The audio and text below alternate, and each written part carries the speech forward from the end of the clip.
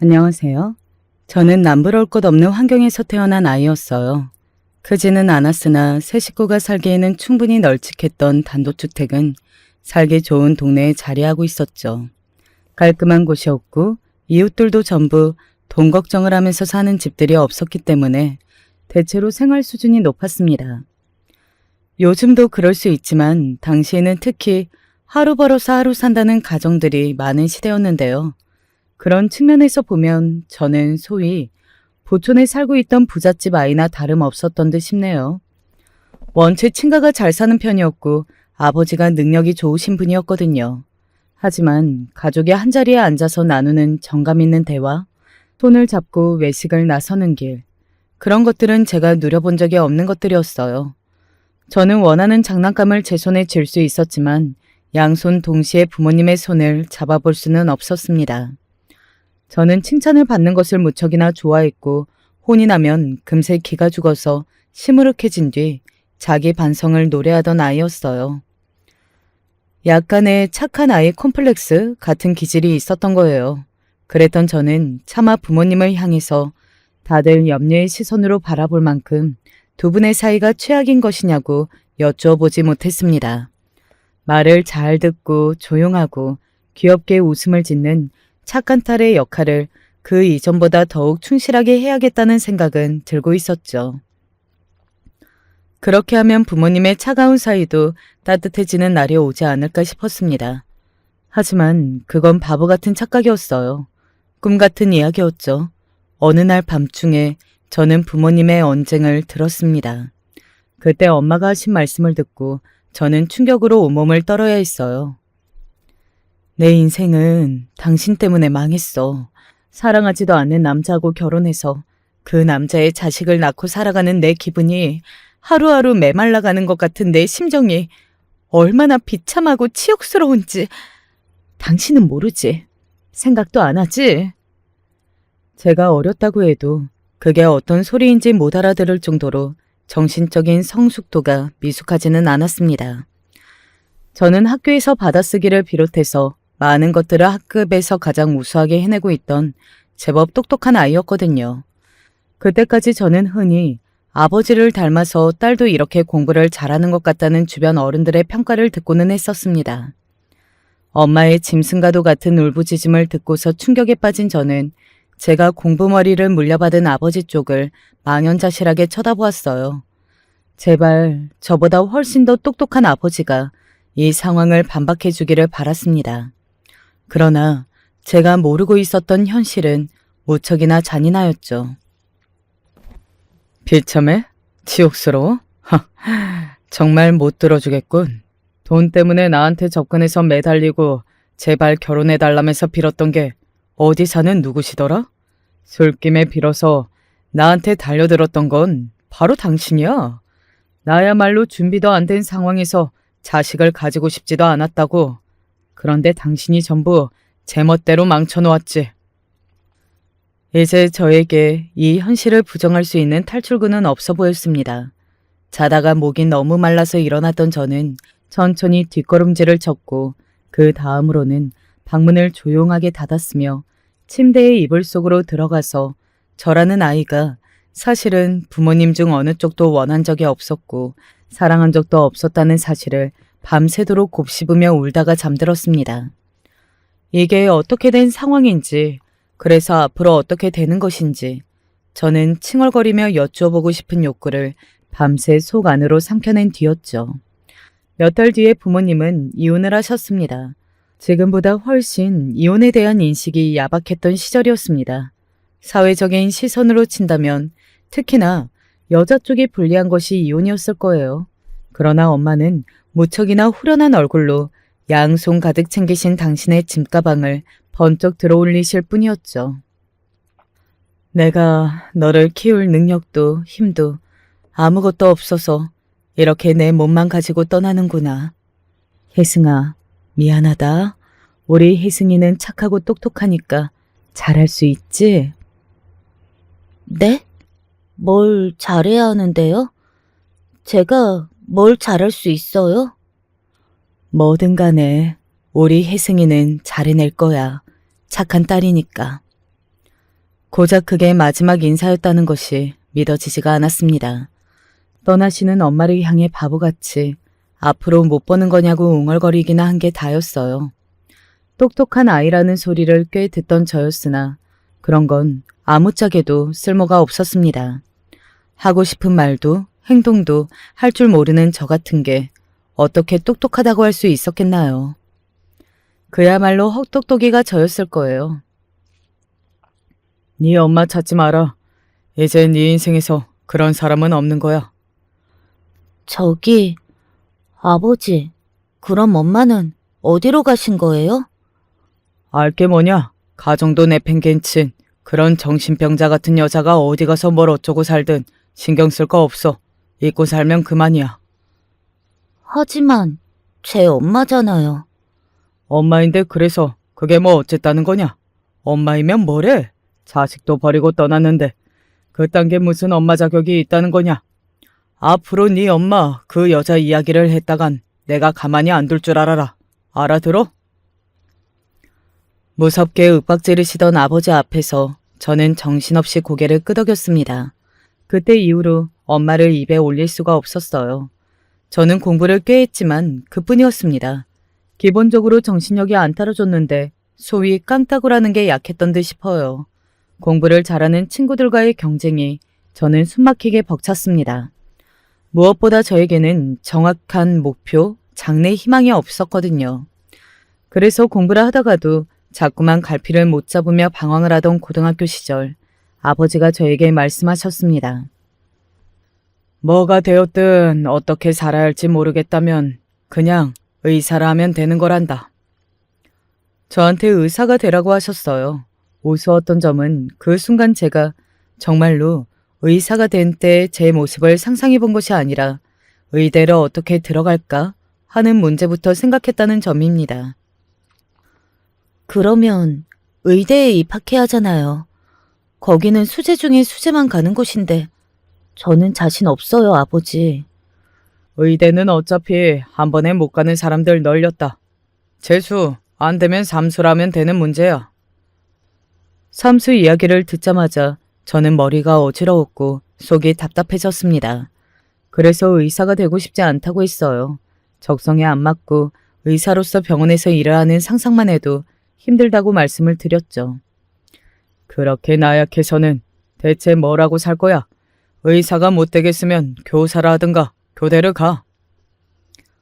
아버지, 저는 그냥 좋은 회사에 들어가서 월급 받으면서 그렇게 살고 싶어요. 그건 안 되나요?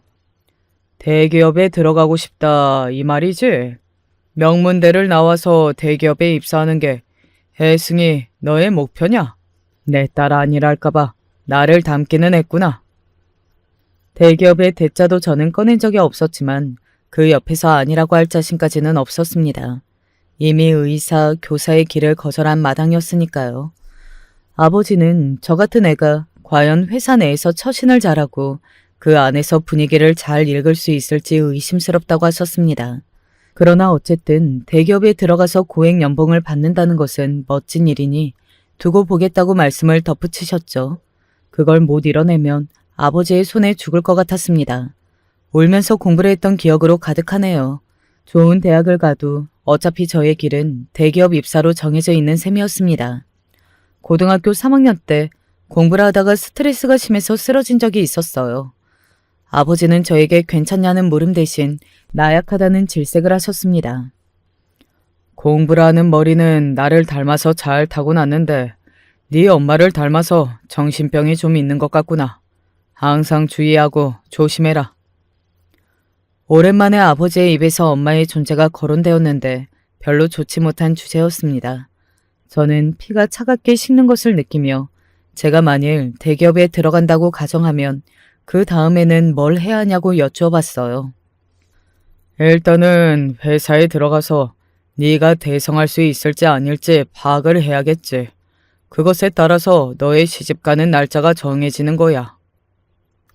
네? 저는 이해가 안 돼요. 아주 간단한 이야기야. 입사를 해서 그곳 안의 길이 잘 보이거든.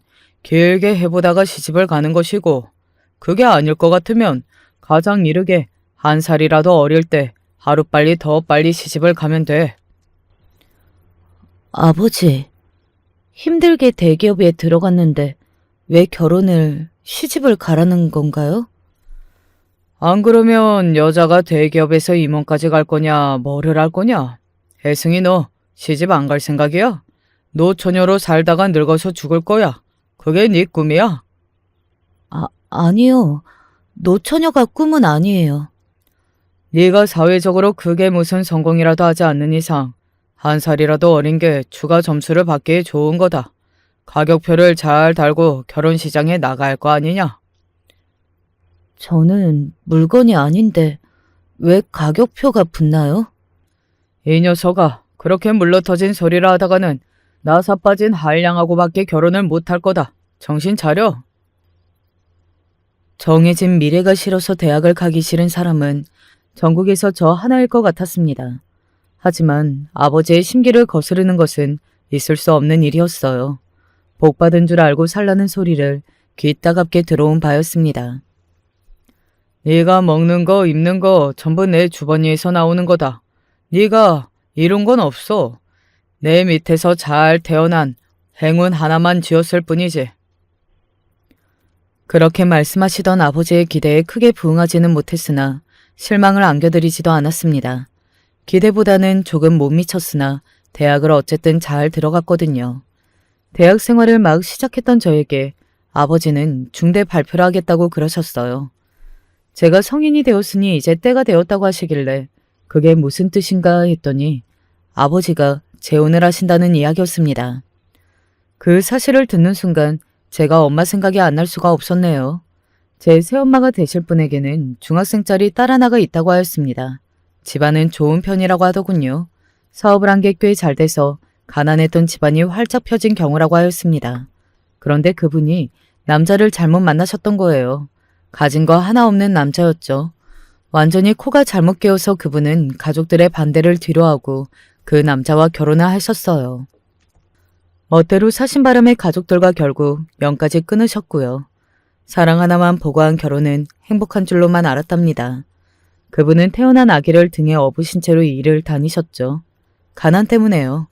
하지만 배운 게 없었던 탓인지 아니면 그저 운이 나빴던 탓인지 그 남자가 사기를 당하는 바람에 빚만 생겨났고요.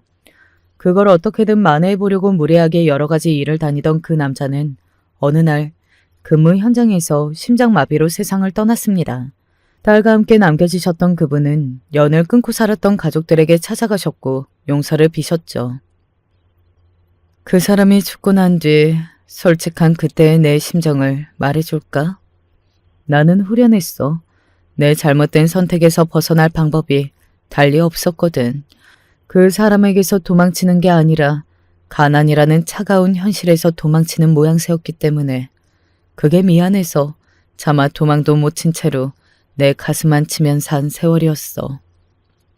뜨거운 눈물을 흘리시던 그분을 가족들은 받아주었고 보듬어 주었습니다. 그 후로 3년이 지나 그분은 제 아버지를 만나게 되셨어요. 그 집 가족들이 적극적으로 재혼을 권장하였고요. 그분의 사촌 형제가 그때 미국으로 이민을 가 있었는데 가족들은 그분에게 딸을 미국으로 보내고 재혼해라며 성화였습니다. 조기 유학을 가면 딸에게도 잘된 일 아니냐면서 막무가내로 밀어붙인 모양이었고요. 혹여나 재혼의 걸림돌로 작용할까봐 멀리 딸의 존재를 치워버리는 게 그 집 가족들의 속셈인 것은 당연했습니다. 제가 스트레스로 몸을 떨면서 수험생활을 보내고 있을 때 그분의 딸은 미국으로 보내지고 있었던 거예요. 그 딸이 미국으로 간 지 이제 1년이 다 되어간다는 대목에서 제가 멍해졌습니다. 저도 그 아이도 어른들의 사정 앞에서는 아무것도 할 수 없는 무력하다는 생각만 들더라고요. 굳이 섣부르게 네 엄마 행세를 하려고 들지는 않을 거야. 내가 불편하지 않는 쪽이 이상하다는 거 잘 알고 있으니까. 하지만 네가 이 재혼이라는 것에 부정적이지는 않았으면 좋겠구나. 인생은 길잖아. 나도 네 아버지도 남은 인생을 생각하면서 충분히 신중하게 내린 결론이야. 너도 이제 성인이니까 이해해 주리라고 믿으마. 그 앞에서 제가 무슨 소리를 하겠어요. 그저 알겠다고 대답했죠. 그렇게 저에게는 새엄마가 생겼습니다. 새엄마 앞에서 고분고분한 저를 보면서 아버지는 만족해 하셨고요. 아버지는 저를 위해서 결정을 내렸던 거라고 말씀을 해주셨습니다. 대관절 그게 무슨 의미인 건가 싶었네요. 뭐가 저를 위한 거냐며 따져 묻고 싶은 걸 참았습니다. 저는 참는 아이였으니까요. 그래야만 했으니까요. 그게 바로 제 모습이라고 스스로가 여겼으니까요. 대기업 입사 하나만을 바라보며 대학생활을 한다는 건 참으로 우스운 일이었습니다. 싱그러운 청춘을 오롯이 즐긴 적도 없었네요. 새엄마는 제가 혹여나 대학생활에 헛바람이 들어서 수준 낮은 놈들을 만날까봐 걱정하셨고 경계하셨습니다. 사람은 자기 수준에 맞는 사람을 만나야 하는 법이야. 뭐 하나라도 맞아야 하지. 내가 겪어봐서 알아. 내가 산 증인이잖아. 물론 너도 네 친엄마의 경우를 봐서 잘 알겠지만. 어느 날 새엄마의 그런 잔소리를 들었을 때 내내 착하고 순한 모습이었던 제가 머리에 열이 확 오르더라고요. 저 스스로도 놀랐네요. 다른 건 참아도 친엄마를 그런 식으로 거론하는 것은 견딜 수 없었습니다. 그러니까 이를테면 저의 영린 같은 것이었죠.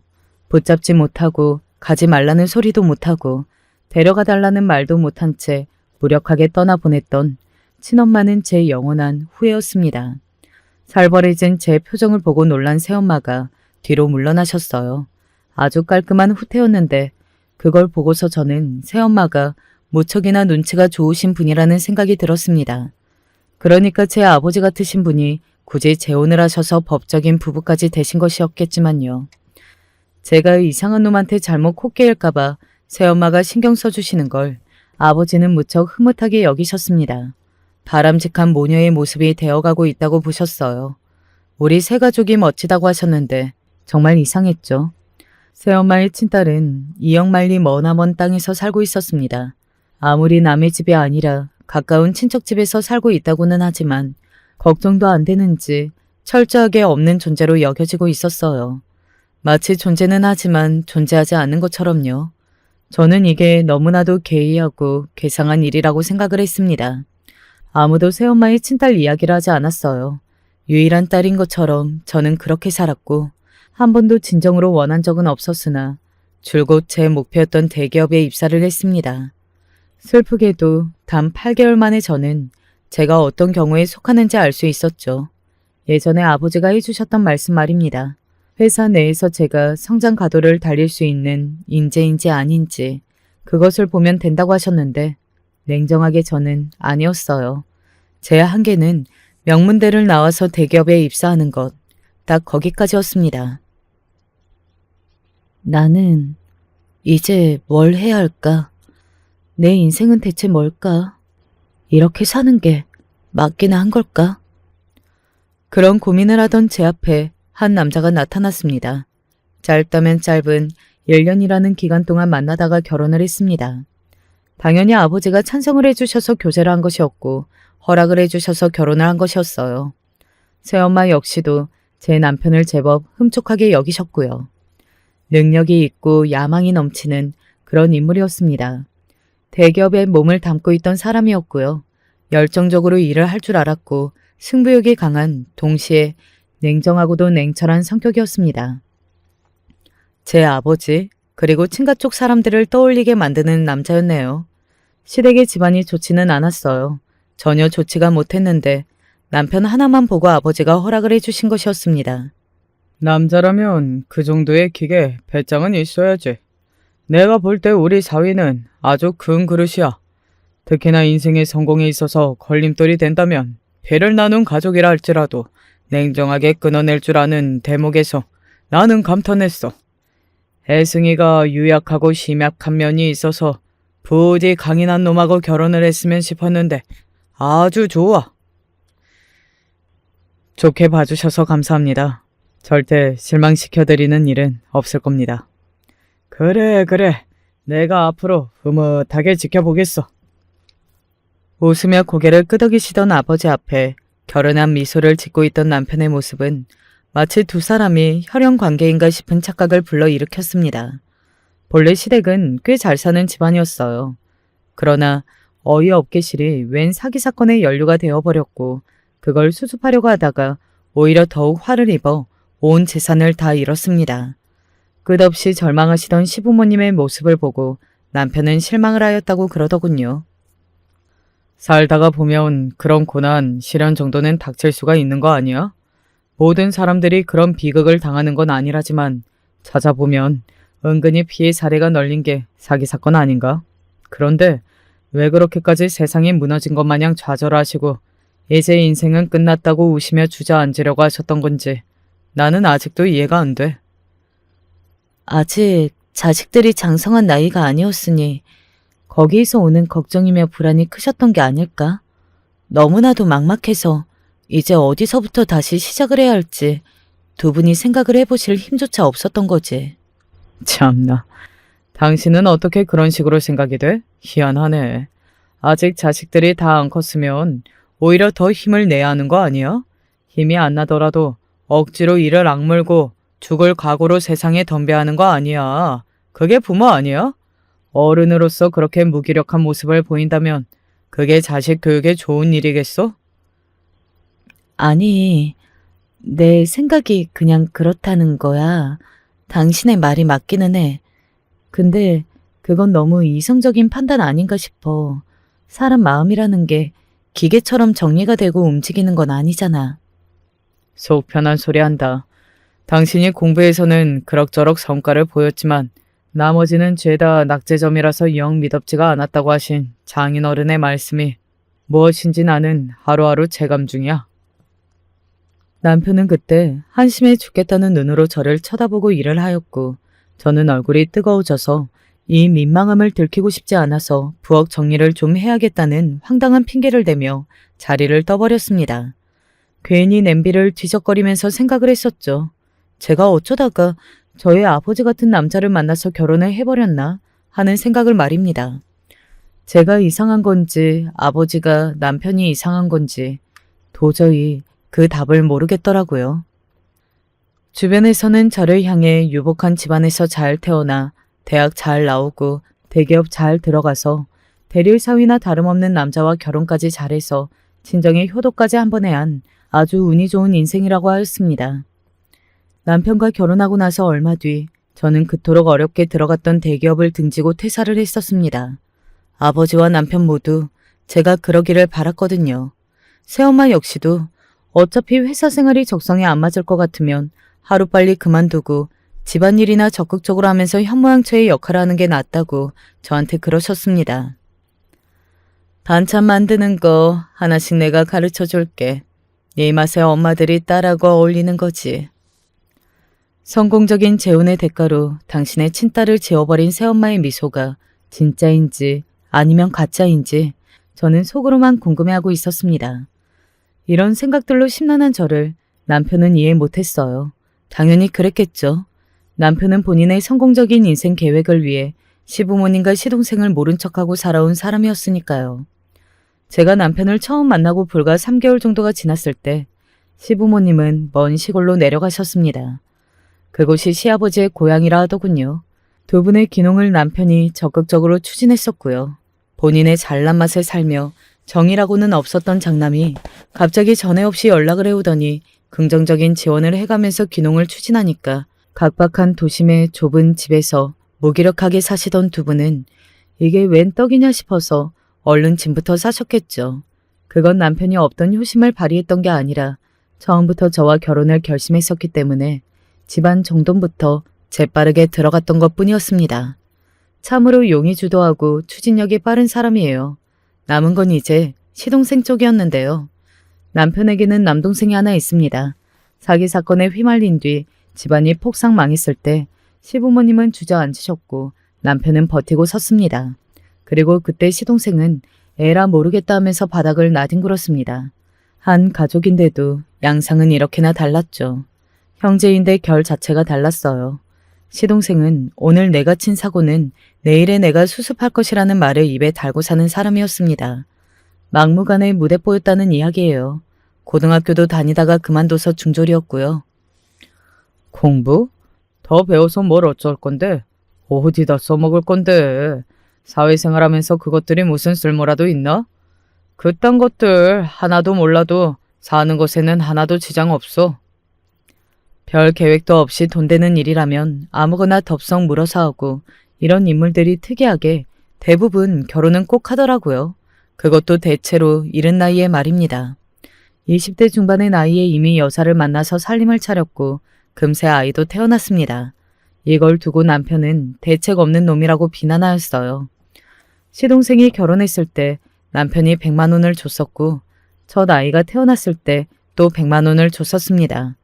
이걸로 친년제의 도리는 다한 것이라고 남편은 스스로 평가를 내렸고요. 서로 안 보고 살았으나 인연을 끊은 것까지는 아니었으니 당연히 저도 시동생 부부를 만났는데요. 그때가 결혼식을 딱 일주일 전이었고 한우만 취급하는 전문점에서 만났었는데 제가 그 자리에서 두 사람을 보고 각기 다른 이유로 놀랐습니다. 아이씨 맛있어. 역시 한우는 다르네. 살살 녹네. 아유, 내가 이거를 또 언제 이렇게 실컷 먹어볼 수가 있을까? 죽기 전에는 가능하려나? 우리 잘나신 형님, 그리고 더 잘나신 형수님이 도와준다면 그때 가능하겠지. 시동생은 키득키득거리며 산만한 동작으로 연신 고개를 집어먹고 있었어요. 술도 멋대로 추가 주문을 이어갔고요. 생김새만 본다면 남편하고 닮기는 했으나 그 외는 너무 딴판이어서 제가 놀랐습니다. 고기가 정말 맛있네요. 덕분에 이런 식당도 와보고 감사히 잘 먹겠습니다. 그런데 제 동서가 되는 인물은 시동생과 너무 달라 보였어요. 딱 보기에도 그랬어요. 수수하고 육아에 지쳐서 찌든 인상이긴 했지만 기본적으로 눈빛이 좋았습니다. 옆에서 시동생이 창피하게 굴거나 말거나 묵묵하게 조용한 미소만 짓더라고요. 그게 얼핏 체념의 미소처럼 보여서 저는 가슴이 아릿했습니다. 아이를 둘이나 키우려니까 많이 힘들죠. 저는 아이가 없지만 그래도 남자애들만 둘 키우는 게 힘들겠다는 생각은 들더라고요. 안 힘들다고 말씀을 드리고 싶은데 정말로 힘든 게 현실이라서 이빨은 거짓말이 안 나오네요. 그래도 애들 커가는 게 보면 좋아요. 뿌듯하고요. 동서가 쑥스러운 표정을 지으며 말을 했습니다. 그러자 옆에서 시동생이 작은 목소리로 지랄하네 라고 하더군요. 제가 잘못 들었나 싶어서 당황했는데 동서가 되려 더욱 밝은 미소를 지었습니다. 결혼 축하드려요. 형편이 좀 그래서 두 분 결혼하시는데 뭘 못 챙겨드리는 게 마음에 걸리네요. 아니에요. 괜찮아요. 마음만으로도 고마워요. 저보다 어린 나이의 동서가 저보다 훨씬 더 깊은 눈매를 가지고 있었습니다. 시동생은 부잣집에 챙겨주긴 뭘 챙겨주냐며 연신 툴툴거렸고 참다 못한 남편이 결국 그 주둥아리 단속 좀 잘하고 살라면서 짜증을 내는 바람에 자리가 어수선해지면서 금세 파악이 되었죠. 저는 어쩐지 동서가 마음에 걸려서 자꾸만 쳐다보게 되었어요. 이 자리에 나오느라 아이들은 이웃집에 맡겼다고 하였죠. 돈을 벌러 필리핀에 나가 있는 친정오빠 외의 가족은 동서에게 없다고 그랬거든요. 다음에 언제 한번 여자들끼리만 둘이 만나서 차 한잔 할래요? 네? 정말요? 좋아요. 불러만 주시면 저는 언제든 괜찮아요. 그냥 헤어지는 게 마음에 걸려서 남편과 시동생 몰래 인사치레식으로 건넸던 말에 동서가 반색을 했습니다. 그 웃음이 이따금씩 떠올라서 저는 결혼하고 난 뒤 퇴사를 하고 나서 동서를 따로 만난 적이 있었어요. 요즘 이 브랜드 커피가 인기인 모양이더라고요. 지점마다 사람이 많던데 동서는 여기 와봤어요? 아니요, 형님. 부끄럽지만 저는 카페를 지금 처음 와본 거예요. 네? 카페 자체를 아예 처음 와봤다는 건 아니죠? 그리고 생각보다 그 만남의 장은 길어졌습니다. 커피가 다 식고 잔이 비워질 때까지 긴 대화가 오갔거든요. 동서가 어떤 사람인지 궁금했던 제가 일방적으로 들어주는 입장이었지만요. 그때 저는 동서에게는 신뢰되는 표현이지만 저와 너무나도 다른 인생의 모습에 충격을 크게 받았습니다. 동서에게는 원래 오빠 말고도 남동생도 있었다고 합니다. 그런데 어렸을 적 열병을 크게 앓은 이후로 건강이 나빠졌고 원인을 찾을 수 없어서 큰 병원을 전전했었다네요. 동서의 집안은 원래도 가난한 편이었는데 환자가 생겼으니 이제는 가세가 더욱 기울 일밖에 없었던 거예요. 남동생은 결국 중학교에 입학하고 싶다는 소박한 꿈을 이루지 못한 채 어린 나이에 눈을 감아야 했고 사활을 거쳤던 부모님은 시리에 빠져 다시는 일어나지 못하셨다고 해요. 친척이 있기는 했는데 다들 모른 척하면서 외면했고 일방적으로 연락이 끊겼다더군요. 남동생이 떠난 지 막 1년 만에 부친상을 당했고 그 후로 3년 뒤에 다시 모친상을 겪어야만 했습니다. 열심히 살아보려고 노력을 했던 오빠는 나쁜 놈들에게 사기를 당한 후 충격으로 방황을 하다가 여비만 간신히 마련하여 필리핀으로 떠났고 그곳에서 일을 하며 지내게 되었다고 하더군요. 애들 아빠가 좋은 사람으로 보여서 만났던 건 아니에요. 단지 외로웠으니까 기댈 곳이 너무나도 간절했던 것 뿐이죠. 평생을 함께하겠다는 마음을 처음부터 먹었던 것은 아니에요. 애들 아빠가 밀어붙이는 바람에 원치 않게 임신을 일찍 하게 돼서 결혼하게 됐던 것 뿐이니까요. 눈물이 그렁그렁한데도 그걸 흘려보내지 않으려고 애써 얼굴 근육에 힘을 주고 미소를 지어 보이는 동생의 모습에 저는 멍해졌습니다. 부모님의 이혼을 겪었고 원치 않게 정해진 길을 걸었고 사랑을 모른 채 결혼을 했습니다. 그런 제 인생을 스스로 얼마나 가엽게 여기고 있었는지를 그 순간에 저는 깨달을 수 있었고 속으로 부끄러움이 몰려왔어요. 그리고 그 부끄러움을 들키지 않기 위해 그 후로 동서를 똑바로 마주할 수가 없었습니다. 제 아버지가 옳았습니다. 저는 나약하고 그릇이 작은 사람이었던 겁니다. 시동생이 상습적으로 바람을 피우고 피우다가 아예 어떤 술집 여자와 눈이 제대로 맞아버린 탓에 동서와 이혼을 하게 됐다는 소식을 접한 건 몇 달 뒤의 일이었습니다. 앞으로 나한테는 동생 따위 없는 거야. 당신도 내 앞에서 그 자식 이야기는 꺼내지도 마. 그치만 아이들은? 당신의 친조카들은 어떻게? 조카는 무슨 친조카야? 그건 그 자식이 알아서 할 일이지. 자기 새끼들이니까 알아서 돈 붙이고 책임을 지겠지. 우리가 상관할 바가 아니야. 신경 쓸 거 없어. 아이들은 당연히 엄마인 동서가 키우게 되었는데요. 시동생이 잘못을 해서 이혼을 한 만큼 아이들 정도는 시동생이 최소한의 양심과 책임을 발휘해서 잘 클 수 있도록 그렇게 할 것이라고 믿었습니다. 이혼 소식에 연락을 했을 때 동서도 저한테 별말이 없기도 했었고요. 지긋지긋했는데 이런 식으로라도 벗어날 수 있어서 오히려 다행이라고 후련하다고 동서는 그런 소감을 밝혔습니다. 동서의 새로운 일상을 응원해주고 있던 저에게 뜻밖의 연락이 왔습니다. 놀랍게도 저의 친엄마가 저를 찾아 연락을 하신 것이었어요. 당연히 아버지와 새엄마에게는 비밀이었죠. 남편은 잘 모르겠다고 했지만 제 마음은 이미 엄마를 뵙고 싶다는 쪽으로 기울어 있었습니다. 20년을 넘게 못 뵌 엄마였는데 1초 만에 알아보겠더군요. 저와 얼굴이 닮아 있었으니까요. 어색하게 마주 앉아서 엄마의 이야기를 들었습니다. 그동안 엄마가 어떻게 살고 계셨는지 저는 그게 항상 궁금했죠. 지난 세월 미국에서 지내셨다는 이야기에 제가 깜짝 놀랐죠. 그곳에서 엄마의 진짜 사랑과 함께 지내셨다는 이야기에는 눈이 휘둥그레졌고요. 집안을 위해 등 떠밀리듯 하게 됐던 결혼 생활은 조금도 행복하지 않았어. 행복해야 한다고 스스로에게 주문을 걸수록 오히려 하루하루가 악몽이었지. 당시에는 몰랐는데 내가 우울증이었나 봐. 그래서 나 하나 살자고 너를 버리고 떠났었나 봐. 미안하다.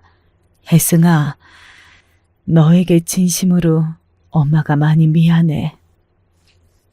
저에게 사과를 하시던 엄마의 얼굴에는 진심이 가득해서 그리고 지난 세월 행복하게 살아오셨다는 게 그 얼굴에서 보여서 저는 개운하게 고개를 끄덕여 드릴 수 있었습니다. 극구 사양을 하려고 했으나 엄마는 저에게 꼭 주고 싶었다고 하시면서 1억이라는 거액을 주셨어요. 저를 낳아주신 제 가슴속에 후회로 박혀있던 친엄마가 주신 것이었기에 제 인생의 기념인적인 돈이 된 것 같아서 그런 심정으로 그 돈을 받았네요. 제가 동서를 만난 건 바로 며칠 후의 일이었습니다.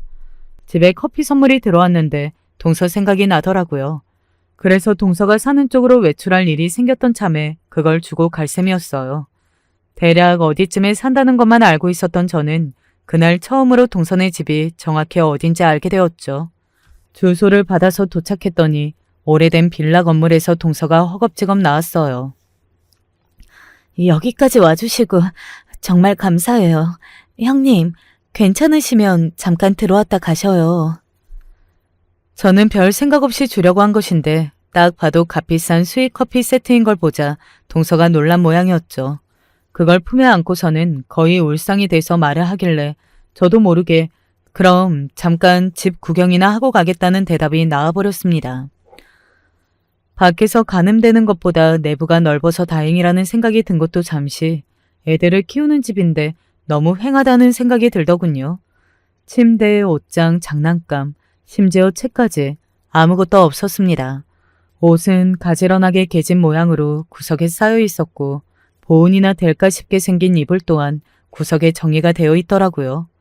커피 맛을 같이 보자면서 동서가 물을 끓이고 준비를 하는 동안 저는 실내인 것도 잊은 채 멍한 시선으로 집안 곳곳을 쳐다보았습니다. 이른 오전인데 햇볕이 집안에 거의 안 들어오고 있다는 사실을 알아차리면서 동서와 마주 앉아 커피를 마셨어요. 사실 무슨 맛인지도 모르고 마셨습니다. 휑한 부엌이 신경 쓰여서 커피 맛은 그냥 쓰기만 했거든요. 이런 집을 보인 게 민망해서 그런 건지 동서도 답지 않게 커피 맛 이야기는 하지 않고 쓸데없는 날씨 이야기나 늘어놓더라고요. 저와 시선도 맞추지 않았고요. 그래서 이만 일찍 가주는 게 낫겠다 판단이 들었어요. 얼른 마저 마시고 일어났죠. 신발장 옆에 두었던 제 핸드백을 챙기고 현관문을 나서려던 저는 머뭇거린 끝에 동서를 돌아봤습니다. 내 정신 좀 봐. 애들 용돈도 안 주고 갈 뻔했네요. 네? 아니에요. 그러실 필요 없어요. 마침 현금을 찾아놓기도 했었기 때문에 저는 이왕이면 지갑에 든 돈을 다 동서에게 주고 가야겠다는 마음을 먹었습니다. 그렇게 지갑을 펼쳐본 저의 손이 떨리기 시작했어요. 아닐 거라고 믿으며 시선을 돌리자 제 손보다 더 떨리고 있는 동서의 눈동자가 보이더군요. 침묵이 감돌았습니다. 이윽고 제 입이 열리려던 때에 동서가 먼저 허리를 숙이고 외쳤습니다. 죄송합니다. 정말 죄송합니다. 죽을 죄를 지었습니다, 형님. 정말로 죄송합니다. 지갑에 돈이 적어 보였던 게 내 착각이 아니었구나. 이런 상황에서 왜 그랬냐고 묻는 것보다 어리석은 건 없겠죠. 돈이 필요해서 돈을 훔쳤을 테니까. 죄송해요. 이러면 안 된다고 생각을 하면서도 저질러버리고 말았어요. 집에 먹을 게 없어서 그랬습니다. 아이들이 학교에 갔다 와서 집에 와도 줄 게 없어서 그랬습니다. 바닥으로 동서의 눈물이 뚝뚝 떨어지는 게 보였습니다. 깊이 허리를 숙인 동서의 몸이 어느 순간 뿌옇게 보였어요. 저도 모르게 눈물이 차올랐습니다. 동서는 3교대로 공장 일을 하고 있었지만 빚을 갚고 집을 구하고 그러고 나니까 쪼들려서 허덕일 수밖에 없었고 심지어는 옮기기 전에 공장이 갑자기 부도가 나버리고 관리자급들이 전부 도망을 가버리는 바람에 임금을 받지 못했다고 합니다. 빚을 만드는 것에만 재주가 있었던 시동생은 이혼하고 나서 10원 한 장도 돈을 붙인 적이 없었고요. 신발장 앞에 나란히 쪼그려 앉아서 저는 동서의 이야기를 들었습니다. 그리고 동서가 제 지갑에서 훔쳤다던 돈 10만 원을 내밀었을 때 저는 그걸 받았습니다. 애들을 생각해서 이런 걸 알아요. 하지만 진짜 애들을 생각한다면 가장 해서는 안 될 짓이었어요. 맞아요. 형님, 제가 잘못 생각했습니다. 사는 게 힘들고 퍽퍽하다고 해도 해서는 안 되는 짓이 있는 거예요. 눈물을 훔치며 밝게 웃어 보이는 동서가 참 미련하다는 생각이 들었어요. 제가 가져온 커피 세트, 딱 봐도 엄청 비싼 것이라는 걸 동서는 눈치를 챘는데 차라리 그걸 내다 팔면 당장의 돈이 됐을 텐데 저에게 대접하고자 그걸 망설임 없이 뜯었습니다. 동서는 그런 사람이었어요. 아무튼 나는 동서에게 정말로 실망했고 그 대가로 하나를 받아가야겠어요. 그게 뭔데요? 말씀만 하세요. 동서 계좌번호. 네? 형님이 제 계좌는 왜? 거절은 정중하게 사양할게요. 제가 씩 웃자 의미를 알아들은 동서는 두 손에 얼굴을 묶고 펑펑 울기 시작했습니다. 제 인생에서 아쉽고 후회되는 부분들이 바로 이 순간에 동서의 울음과 함께 다 씻겨 내려갔으면 좋겠다는 생각이 들었습니다. 제가 친엄마로부터 그런 거액을 받은 것은 이때를 위한 운명의 안배였다는 확신이 있었어요. 1억 전부를 동서에게 주었죠. 처음에는 1천만 원인 줄 알고 감사하다며 울면서 전화를 했던 동서는 통화 도중에 1억이라는 것을 알고 거의 기절하려고 했습니다. 갚을 필요는 전혀 없다고 했어요. 거금을 받을 수 없다며 망설이던 동서에게 제가 이런 소리를 해줬죠. 사람들이 나한테 운이 좋다는 말을 자주 하더라고요. 운이 좋아서 운을 잘 타고 나서 편하게 사는 거라고요. 동서도 이렇게 생각해보면 어때요? 다른 이유는 없고 그저 운이 좋아서 1억이 생긴 거라고 말이에요. 살면서 한 번쯤은 이런 행운의 주인공이 되어볼 수도 있는 거죠. 안 그래요? 감사합니다, 형님. 제가 죽을 때까지 이 은혜를 안 잊겠습니다. 동서에게 인사를 들었던 순간 저는 처음으로 제가 가지고 태어난 것들에 만족을 해봤던 것 같네요. 몇 달 후에 동서는 놀라운 결단을 내렸는데 그건 바로 아이들과 함께 필리핀으로 건너가는 것이었습니다. 동서의 친정 오빠가 그곳에서 결혼을 하고 아예 뿌리를 내리기로 결정을 한 모양이었는데요. 그러면서 동서가 아이들과 많은 대화를 나누게 됐고 필리핀으로 가서 살기로 했던 거예요. 인생은 도전이라는 거, 세상은 넓다는 거, 저는 모르고 살았는데요. 저희 아이들한테는 알게 해주고 싶어요. 동서가 마지막으로 저에게 남긴 말이 제 심금을 올렸습니다. 인생은 도전, 그걸 모르고 살아온 것은 바로 저였지요. 친엄마와 만났다는 사실을 저는 아버지와 새엄마에게 밝혔습니다. 그랬구나. 다시 미국으로 돌아갔다니 또 만날 일은 없겠네. 종종 연락하면서 지낼까 싶어요. 그리고 이왕이면 제가 직접 미국으로 찾아뵐까 싶기도 하고요. 뭐라고? 너는 내가 옛날에 했던 소리를 다 까먹은 거야? 하여간 덜 떨어져서는 없는 셈 치고 살라고 했지? 제가 왜요? 악감정이 남아있는 건 아버지 사정이고요. 제 사정은 다릅니다.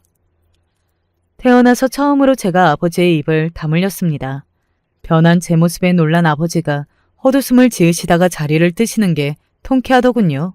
당황하신 새엄마가 저를 타이르려고 하시길래 줄곧 드리고 싶었던 말씀을 꺼냈습니다. 저를 낳아주신 친엄마 말이에요. 저하고 엄청 닮았어요. 그냥 막 끌리더라고요. 자석처럼요. 그러자 새엄마가 왜 멈칫하셨는지 저는 이유를 알고 있었습니다. 사실 모르는 척을 했을 뿐 그 이유는 훨씬 더 이전부터 알고 있었을지도 모르죠. 제가 미국에 가게 되면 그때 같이 가실래요? 나는 왜? 같이 가봤자 네 친엄마 앞에서 어색하기만 할 텐데. 직접 경험해보지 않는 이상 모르는 일이죠. 혹시 알아요? 생각보다 더 좋은 만남이 될지? 그리고 미국에서 또 들르고 싶은 곳이 있어서 그래요. 궁금했거든요. 그게 뭔데? 제 동생이에요. 피는 안 섞였지만 직접 본 적은 없지만 그래도 저한테는 동생이 있다고 늘 생각해 왔었어요. 새엄마의 놀란 얼굴 위로 눈물 한 줄기가 흘러내렸습니다. 저는 이제서야 비로소 새엄마의 진짜 얼굴을 마주한 기분이 들었어요. 누가 먼저라고 할 것 없이 서로를 부둥켜 안고 한참이나 후련하게 울었네요.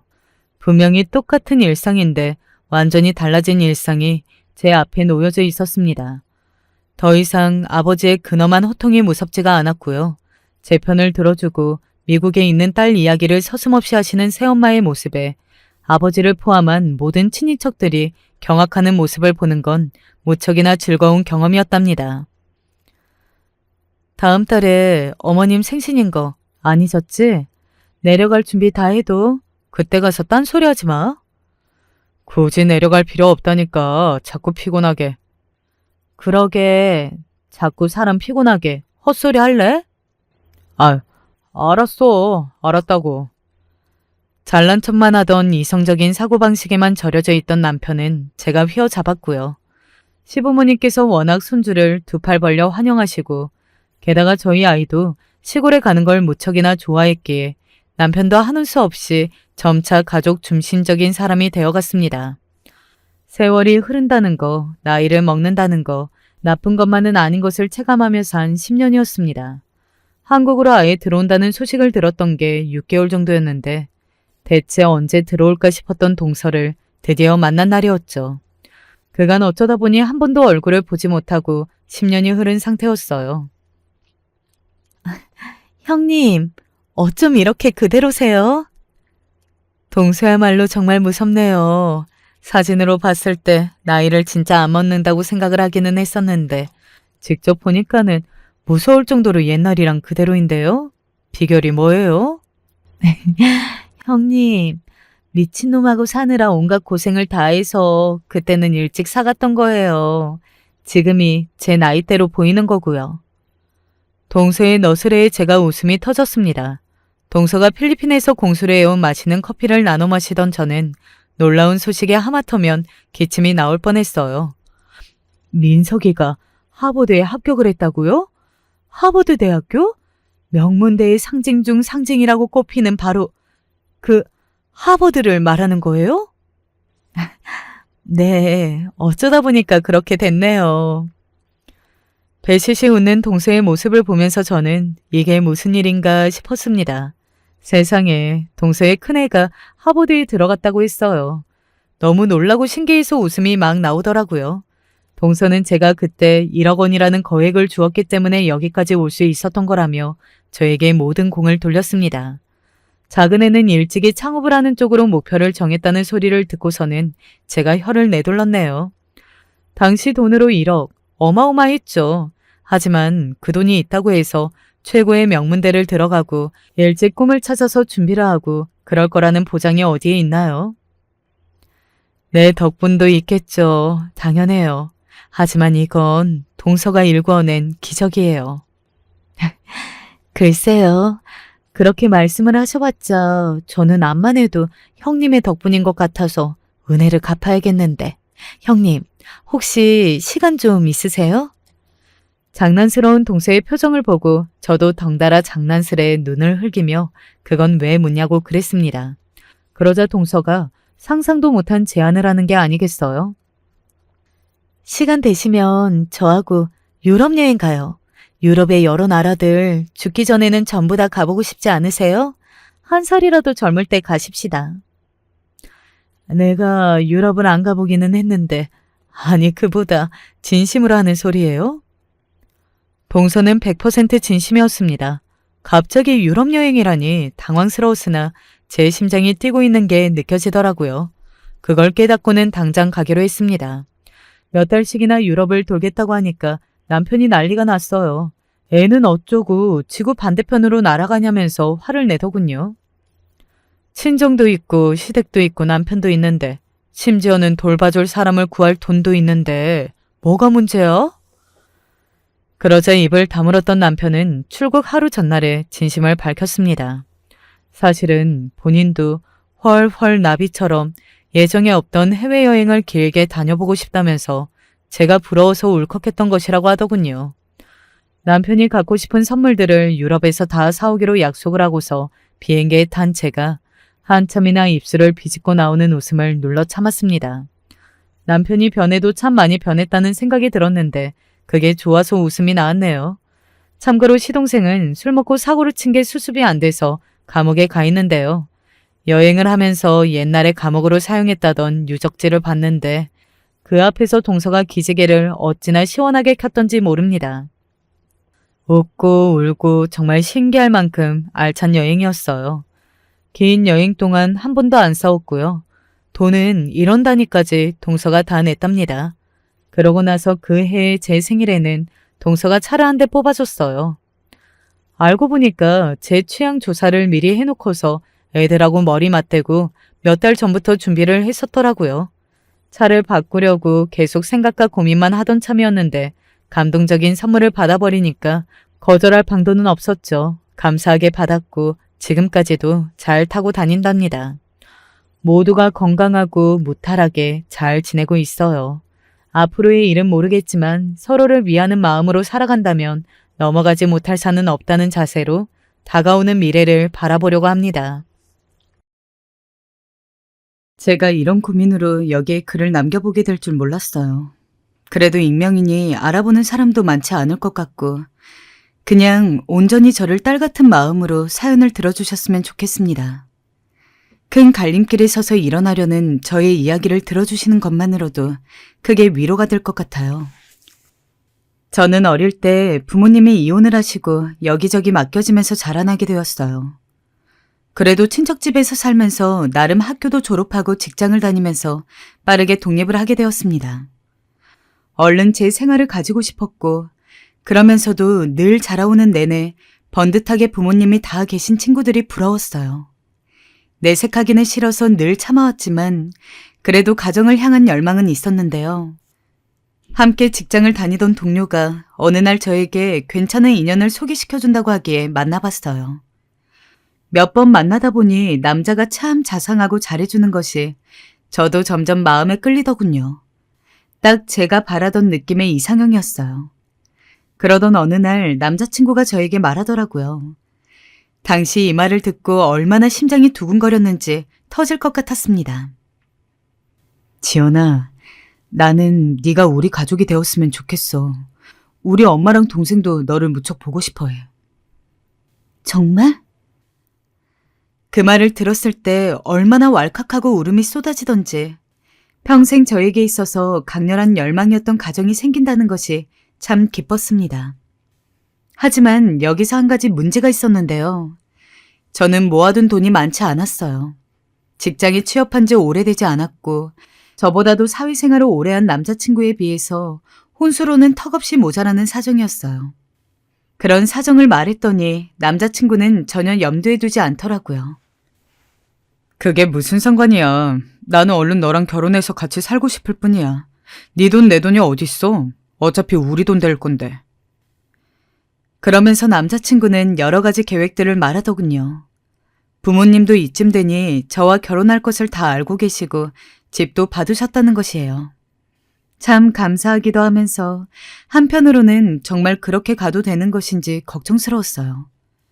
초반에 어머니를 뵈러 가서 제 사정을 직접 말씀드려야 할 때 조금 힘들긴 했지만 어머니는 이내 이렇게 말하시더군요. 괜찮아. 그게 무슨 상관이니? 우리 집에 이렇게 예쁜 딸이 더 생긴 것만으로 만족한단다. 마음 쓰지 말거라. 정말 꿈인지 생신지 몇 번이나 얼굴을 꼬집어 보고 싶을 정도로 믿기지 않은 말이었어요. 그럼에도 나름 눈치가 보이기도 하고 죄송한 마음에 수중에 얼마 안 되는 돈이라도 선물을 사고 그렇게 아주 부족한 사정으로 결혼을 하게 되었어요. 좋은 집을 준비해 주신 시부모님께 감사하기도 하고 그래서 저 역시 초반에 남편과 늘 시댁에 가서 함께 모임을 가지고 잘해드리고 싶어 여러 가지 노력을 했습니다. 그렇게 시간을 보내오던 차 뭔가 조금씩 주변이 달라지는 게 느껴졌어요. 심지어 내가 너무 성급하게 판단을 하고 결혼을 한 건지 약간 이상한 생각이 들기 시작했습니다. 그렇게 다정하고 상냥했던 남편은 결혼을 한 이후 여전히 잘해주긴 했지만 매번 시댁 모임 약속을 잡고 가족 위주의 시간들만 보내려고 하는 것이었어요. 물론 저도 이렇게 따뜻한 분위기를 원하기는 했지만 부부가 결혼을 했다면 근본적으로 부부가 1위가 되어야 하는 것이 아닐까요? 그런데 남편은 제가 어머니와 시간을 보내길 바라고 아가씨와 함께 주말을 보내길 바라는 것이었어요. 처음에는 저도 잘해주시는 시댁 식구들과 시간을 보내는 게 좋았으나 결혼 전 생활과 결혼 후 생활 환경이 갑작스레 너무 달라지면서 적응이 안 되더라고요. 남편은 심지어 거의 이틀에 한 번꼴로 어머니나 아가씨를 집으로 불렀고 그런 와중에 시댁 식구들의 반응도 조금씩 변해가는 것을 느끼게 되었습니다. 아무리 친한 사이도 자주 보며 흠을 보게 된다더니 그 말이 딱 맞더라고요. 지연아, 너 집을 너무 안 치워놓고 다니는 거 아니니? 우리 상진이는 내가 아주 깔끔 떨면서 키웠어. 너 살림 좀 배워야겠다. 맞아요, 언니. 내가 봐도 집이 좀 더럽긴 하네. 제가 청소한다고 한 건데 뭘 말씀하시는 거예요? 여기 창틀에 먼지 좀 봐라. 이런 것까지 싹 닦아야지. 대충 청소기 돌리고 걸레질만 하면 청소가 아니야. 걸레 좀 가져와 봐라. 아휴, 정말 이런 것까지 내가 하나하나 다 알려줘야 하는 거야? 이 정도는 이제 할 줄 알았더니. 이 집의 진짜 가족은 아니지만 제가 좀 더 잘하면 정말 딸 같은 며느리가 될 수 있을 거라 믿었는데 어째 시간이 가면 갈수록 저는 이 집에 그냥 툭 떨어진 돌 같다는 느낌이 들었어요. 어머님이나 아버님이나 아가씨나 저만 보면 저와 통화를 하고 뭔가 말할 기회만 생기면 계속해서 남편의 안부를 묻고 남편만 챙기길 바라시더군요. 더군다나 어머니는 정말 하루도 빠지지 않고 집에 찾아오셨어요. 아침부터 배를 누르고 들어오시고 어떤 날은 제가 잠깐 아침 운동하러 간 사이에 들리셨는지 전화를 하시는 거예요. 예, 너 어디 갔니? 어디 갔는데 이 시간에 집에 없어? 저 운동하러 왔어요, 어머니. 지금 8시인데 무슨 일 있으세요? 그리고 그 뒤로 이어지는 말을 듣자마자 저도 모르게 화가 나더군요. 내가 니네 집 좀 친구들한테 보여주려고 아침부터 데려왔는데 집에 없으면 어떡해? 빨리 들어와. 그 아침에 갑자기 어머니 친구들을 데려와서 신혼집을 보여주신다니요. 청소도 아무것도 하지 않고 나와 있고 제 일정도 있는데 전혀 안중에 없으신 것 같았어요. 전화를 끊고 너무 황당해서 대체 내가 알던 어머니가 맞는 건지 구분이 안 되더군요. 그날 그렇게 어찌어찌 손님 맞이라 하고 저를 머리 끝부터 발끝까지 제듯 쳐다보고 따져대시는 어머니의 친구들을 생각하면 솔직히 지금도 좀 전의 일처럼 화가 납니다. 이날 정말 너무 불편하고 황당해서 혹시 다음에도 이런 식으로 들이닥치실까 싶어 남편에게 말했어요. 그랬는데 남편의 반응이 심상치 않은 것이었습니다. 그게 뭐가 문제야? 엄마가 우리 집 사줬고 좀 보여주고 싶어서 친구분들 데려오신 건데 뭘 그리 예민하게 반응해. 엄마가 어떤 마음으로 결혼 허락했는지 알잖아. 아무것도 없는 너 데려와서 결혼한다 했을 때 엄마 마음은 뭐 좋았겠어? 근데도 다 넉넉하게 받아주시고 신혼집까지 해주셨으면 그 정도 효도는 할 수 있는 거지. 아니, 당신 우리 엄마를 생각하는 마음이 좀 부족한 것 같네? 뭐? 이 말을 들으니 머리가 몽롱하면서 정말 제가 잘못한 것 같더군요.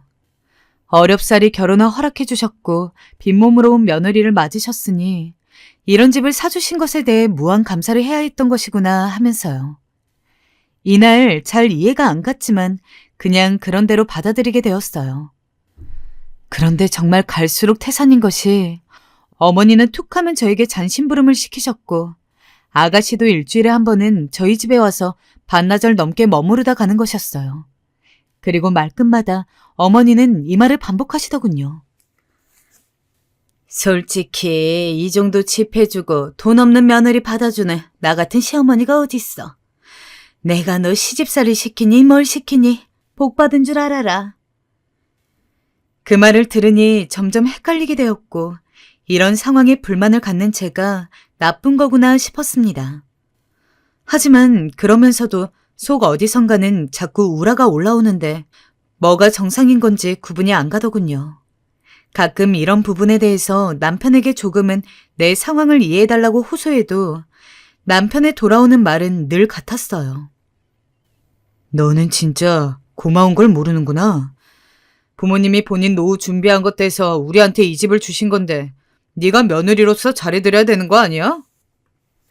이 말을 매번 듣고 있자니 어느 날부터 차라리 그냥 결혼 전에 이런 조건이 있다고 말을 해주었으면 안 했을 텐데 생각이 들더군요. 남편이 집을 해올 테니 너는 아무 말 없이 우리 가족들에게 다 맞춰서 살아야 한다고 했다면 저는 결혼을 하지 않았을 것입니다. 정말로 후회가 많이 되었어요. 하지만 이미 엎질러진 일이었고 저는 당시에 임신을 하고 있었기 때문에 그냥 이런 상황들을 받아들이며 가는 수밖에 없었어요. 그나마 아버님은 이런 집안 상태에 전혀 관심이 없으셨고 어머니와 아가씨만 매번 돌아가면서 접촉이 있었어요. 하지만 아기가 태어나고 난 뒤 상황은 더 심각해졌어요. 시어머님은 더 제 집처럼 자주 드나드시고 남편은 한창 몸이 피곤하고 산후 우울증으로 지친 저에게 더 함부로 대하기 시작했어요. 마치 그간은 임신해서 배 불러 있었으니 참았다는 양 아기 보는 게 너무 힘들고 지친다는 저에게 소리를 지르면서 급기야는 물건을 집어던지기 시작했습니다. 여보, 당신도 좀 일어나서 우리 애 좀 봐줘. 그렇게 하루 종일 누워만 있으면 어떡해. 나도 힘들어. 네가 뭐가 힘드냐? 바깥에서 일하는 사람이 힘들지. 이런 집에 살면서 내가 다 돈도 벌어주는데 그깟 육아가 대수냐? 뭐 힘들다고 징징거리는 소리하고 앉아있어. 그런데 그때는 정말 저도 참을 수가 없더라고요.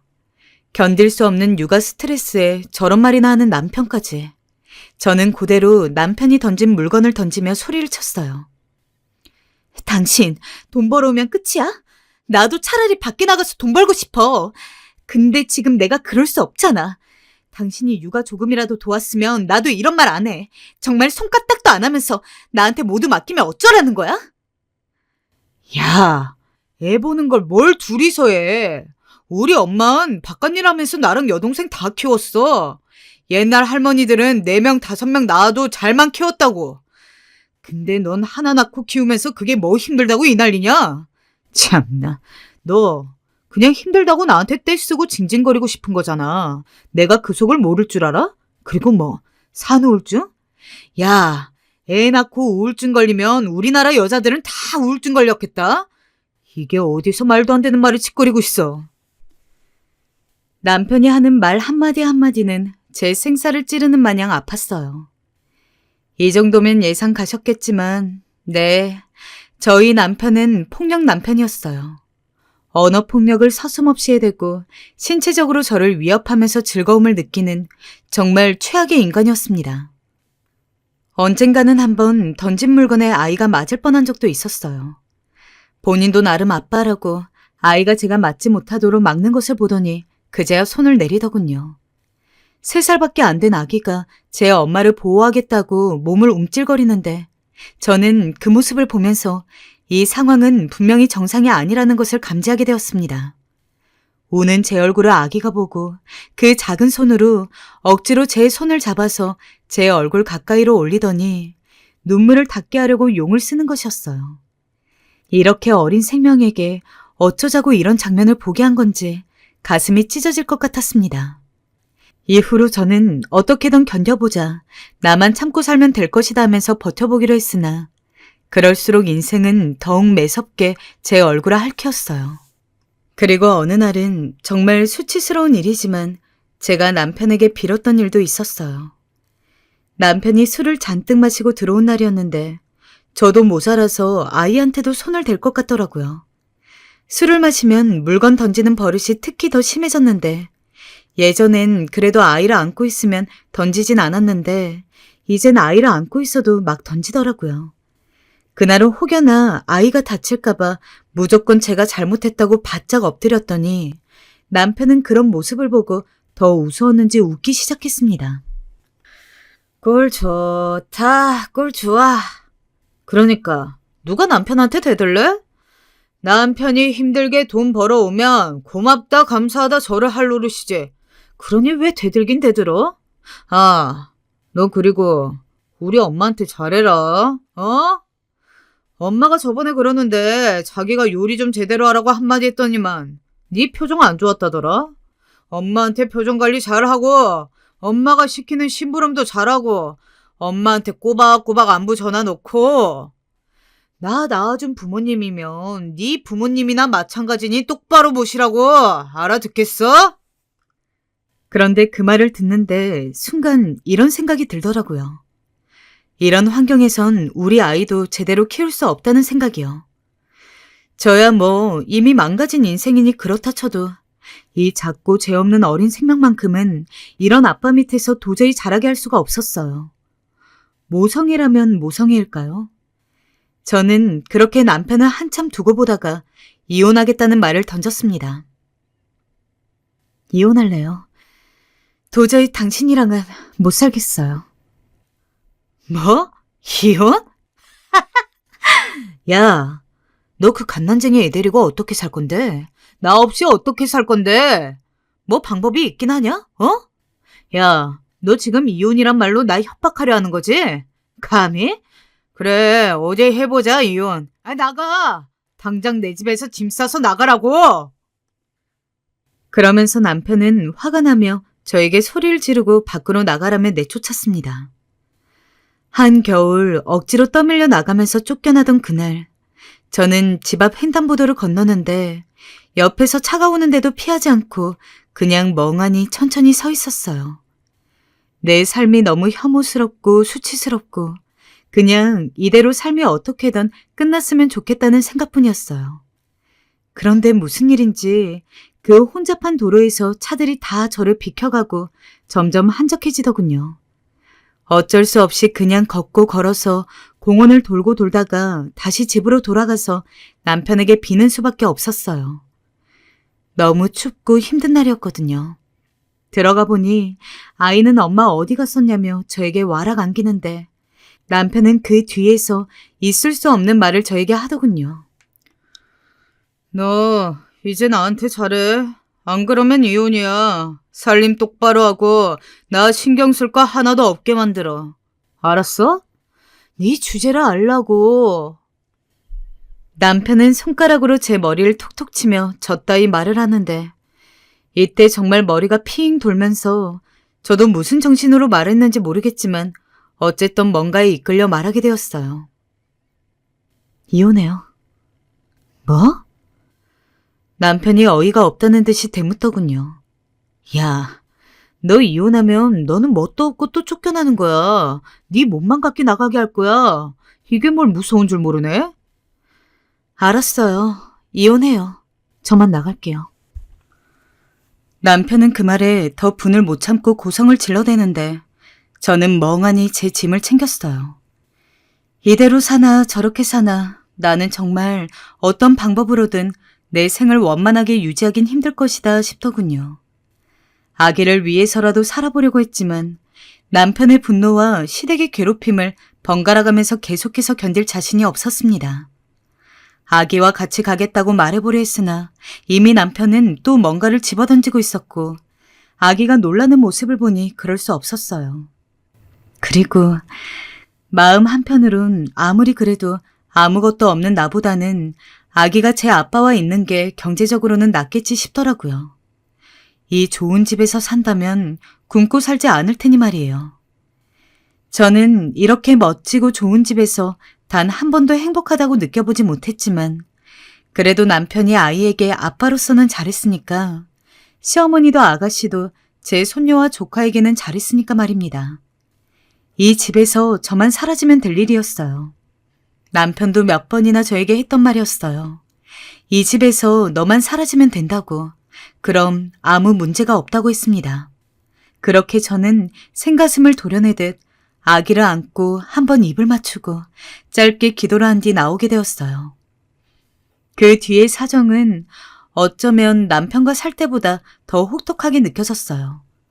우선 갈 곳이 없었어요. 친부모가 있었더라면 거기에서라도 머물렀겠지만 그럴 수도 없었죠. 잠깐 친구네 가서 머무르다가 친구는 단순 부부싸움인 줄만 알고 있어서 자세한 사정을 말할 수가 없더군요. 그러다가 다시 먼 친척댁에 연락해서 가 있었지만 아무리 사정을 설명해도 너 어쩌다가 이혼을 하고 애도 버리고 나온 거니? 아무리 그래도 그렇지.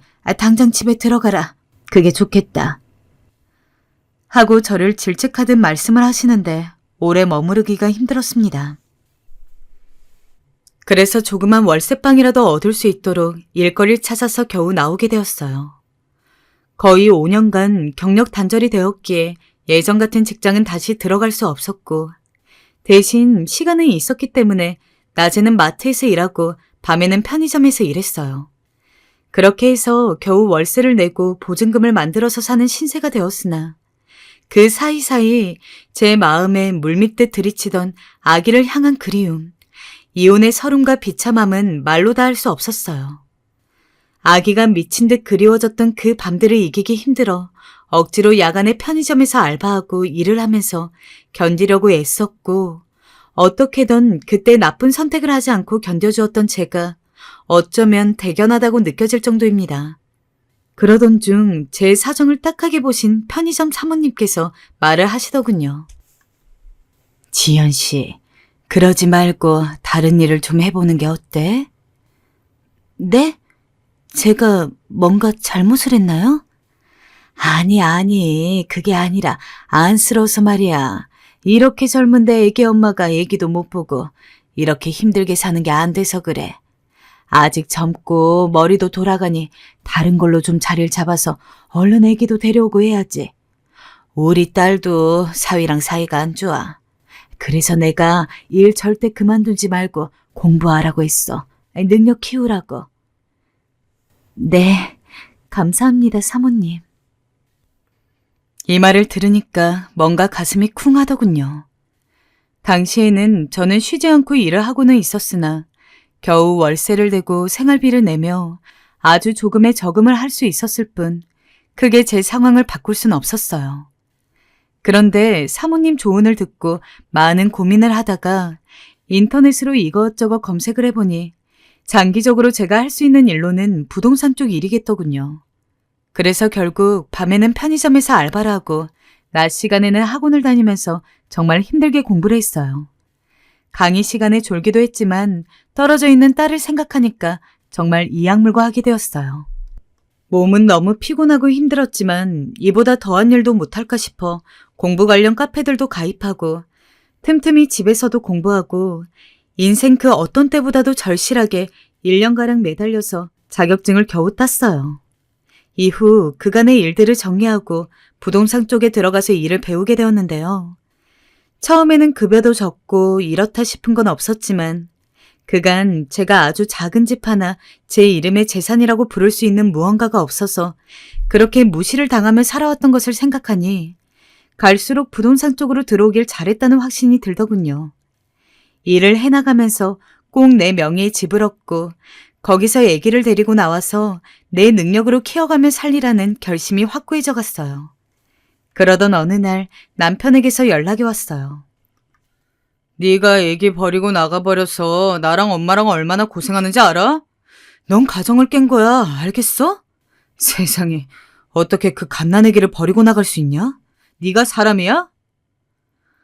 남편의 말을 들을 때마다 저는 피가 날 정도로 입술을 꾹 깨물어야 했어요. 저도 제 자신이 용서되지 않았어요. 아이가 없이 사는 삶은 너무나 괴로웠고 저도 너무나 아이가 보고 싶었습니다. 그리고 어떻게든 아이를 데리고 나올 걸 후회도 많이 했죠. 하지만 지금은 때가 아니라 생각했어요. 그럴 때마다 성공이라는 단어만 가슴속에 새겼죠. 이 소리를 더 듣지 않기 위해서라도 이후로 사진 한 장조차 보지 못한 내 아기를 위해서라도 저는 꼭 잘 되어야만 했어요. 두고 봐. 내가 애 데리고 갈 거니까. 뭐라고? 너 뭐라는 거야? 기다리고 있으라고요. 전 그 말만 하고 전화를 끊어버렸어요. 허나 남편이 전화를 하자 시댁 식구들은 작정이라도 했는지 돌아가면서 전화를 하더라고요. 시어머니부터 온갖 막말을 해댔습니다. 네가 없으니 얼마나 집안이 평화로운지 모른다. 진작에 나가지 그랬니? 너 때문에 애 키우느라 고생은 해도 아무것도 못하는 너 안 보니 내 속이 다 편해. 언니, 혼자 나가 사니 행복해요? 우리 엄마가 언니 없으니 세상 편하대요. 나도 답답한 언니 안 봐서 좋긴 하지만. 그래도 가끔 우리 집 청소는 좀 해주지 그래요? 그럼 엄마도 아이는 한번 보여준대요. 어때요? 언니도 좋죠? 다음 주 토요일 날 아이 보고 싶으면 우리 집으로 와요. 그날 마침 우리 엄마 친구들 오는 날이라 잔치가 있을 거거든요. 언니가 음식 솜씨 좀 발휘해봐요. 이 집안 사람들은 정말 사람 참 치욕스럽게 하더군요. 저에게 연락할 땐 오로지 심부름을 시키고 싶거나 음식해야 할 때였고, 이렇게 연락해서 오라 해놓고 일 해주면 애보게 해주겠다고 협박 아니 협박을 하는데, 솔직히 마음 같아선 그렇게 해서라도 아이를 보고 싶었어요. 그래서 모든 자존심 굽히고 시댁 앞까지 간 적도 있었습니다. 하지만 도저히 갈 수가 없었어요. 이 시댁 식구들을 보면 제가 못 참고 애를 들고 도망이라도 나올 것 같았고, 그럼 양육권을 나중에 가져오기 힘들어질 수도 있을 테니까요. 언니, 아직이에요? 엄마 친구들 올 때 됐단 말이에요. 나 지금 쇼핑 나와 있으니까 언니가 가야 해요. 미안한데 못 가요. 뭐라고요? 언니, 지금 장난해요? 그래서 이렇게 약속을 파하고 다신 연락하지 말라고 하곤 전화번호를 모두 차단했어요. 아이를 위해선 능력을 키우는 게 먼저였기 때문에 일만 했어요. 그렇게 열심히 일을 배우고 해나가던 중에 저는 좋은 사장님을 만나게 되었어요. 전 이 땅에 저 혼자 떨어진 양 죽을 듯 괴로웠으나 희한하게도 가는 곳마다 좋은 분들이 있더군요. 옛날 옛적 점쟁이에게서 제가 일적인 인복은 타고났다는 말을 들은 적이 있는데 그 말이 새삼 생각났어요. 당시 사장님은 제 사정을 들으시더니 참 딱하다며 많은 것들을 가르쳐 주셨어요. 지연 씨, 너무 서두르지 말고 천천히 해봐. 자긴 소질이 있어. 잘할 거야. 고맙습니다, 사장님. 용기를 주시는 사장님 덕분에 더 악착같이 일을 했던 것 같아요. 또 같이 일하는 직원분 중에 저보다 나이가 한창 어리면서도 계약을 잘 따내고 인기가 많은 중개사분이 있었는데 처음에는 남일 같다고 느껴졌지만 점점 관심이 가게 되었어요. 그래서 결국 어린 직원분을 따라다니면서 없는 형편에 밥도 사고 커피도 사고 하면서 관련된 많은 일들을 배우고 관찰하고 따라하게 되었어요. 밤낮 없이 관련된 유튜브 강의도 듣고 얼마나 노력을 했는지 모릅니다. 그렇게 하던 사이에 아주 작은 오피스텔부터 해서 조금씩 제 재산을 늘려가게 되었고 그와 별개로 저를 따르는 고객분들도 생기게 되었어요. 한창 일을 잘하기로 소문난 어린 직원분만큼은 아니나 저 역시 어느 정도 이쪽에서 일을 잘하는 것으로 소문이 났고 무려 스카웃을 하러 오게 된 상황도 겪게 되었어요. 당연히 지금 사장님 덕택으로 저는 어느 정도 경제적인 안정을 누리게 된 것이라 공손하게 거절을 했고 이 사정을 사장님도 알고 계셨기에 이제는 외려 저에게 고마워하시더군요. 내가 역시 인재를 잘 알아봤다니까. 지연 씨, 고마워. 이렇게 고생하고 나를 잘 되게 해주는데 내가 더 잘해줘야지. 앞으로 더 잘해줄게. 그러시면서 수익도 제 쪽으로 많이 돌려주셨어요. 처음이었습니다. 제 이름이 이렇게 귀하게 쓰임받고 가치가 생기게 된 것에 대해서 정말 감개무량할 뿐이었습니다. 늘상 저를 함부로 부르고 물건을 던져대면서 돈 안 주고 쓰는 가정부 대하듯 굴던 예전 생활과 달리 제대로 제 이름을 불러주면서 가치를 알아주는 사람들을 만나게 되니 더 열심히 살고 싶어지더라고요. 사장님도 가끔 지연 씨, 예전보다 얼굴 정말 좋아진 거 알아? 하고 말씀해 주셨는데 제가 봐도 그러했어요.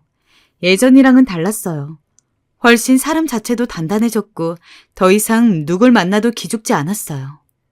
그러던 찰나 어떤 분이 제가 집에서 나온 사연을 알고선 이런 말씀을 하시더라고요. 차라리 그때 변호사라도 만나보고 그러지 그랬어. 제대로 싸워봤으면 다른 결과가 있었을 수도 있을 텐데. 그래요? 그럼 아쉽네 참. 지연 씨가 이리 마음고생하지 않아도 됐을 텐데. 네.